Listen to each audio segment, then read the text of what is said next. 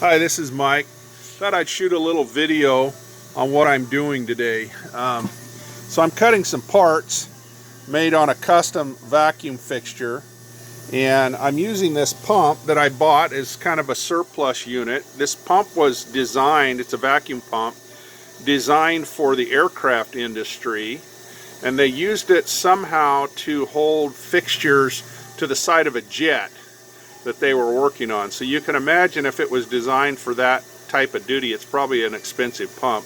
I was lucky and got it really reasonable. So I've got a water separator so that as I'm using it, it sucks up a little coolant. And when I first tried it, I used this small separator and I filled it and had to shut the machine down before the program finished its program. And so I ended up building this thing, which works really well. And so what you can't see about this, so it's made out of 4-inch ABS sewer pipe, and then I use PVC caps on it and drilled and tapped for the fittings up top. What you can't see is on this one side where it comes from the machine, there's a piece of 1/2-inch PVC glued inside on that fitting. So when it sucks any of the coolant up through the fixture, because it doesn't get a perfect seal, it comes here, and then this fitting here is just right in the top, so that the liquid runs to the bottom and it doesn't pick any of it up. So by doing that, I never get any of the coolant inside this one, but it's got a clear sight glass, which makes it nice so I can always see that I'm not getting coolant into my pump, because my pump probably wouldn't last very long if it was sucking coolant. So following this around, there's a drain on the bottom of that. So each time I run a part, I go ahead and drain what coolant it does gather, which is not much. Not as much as I thought it was going to, so that's the reason why I made it so big. And I just never have cut it down. So there's a nice vacuum gauge on it that shows it pulls about 24 inches of vacuum. It's just got an on-off switch.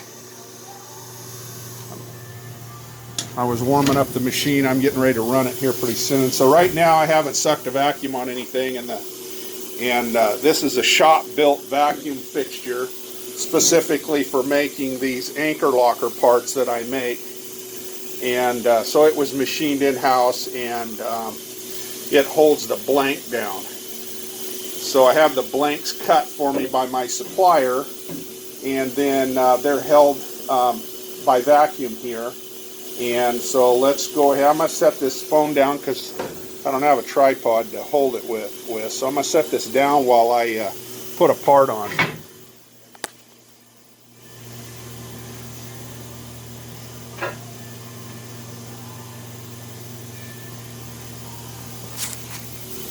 Okay, so now I've placed the part onto that vacuum fixture, and I just need to make sure that I have my valve turned off, and then I have a bleeder valve here, and it's turned off.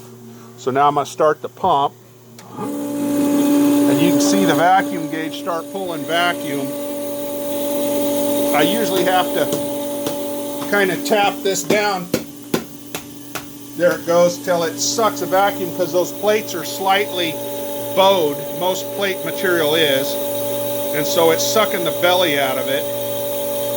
And you can see that vacuum gauge go ahead and go all the way. I normally just start it at this point because it's not going anywhere.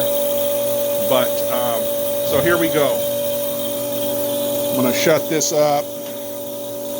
I'm going to stop and start a new video because I'm going to clean the window.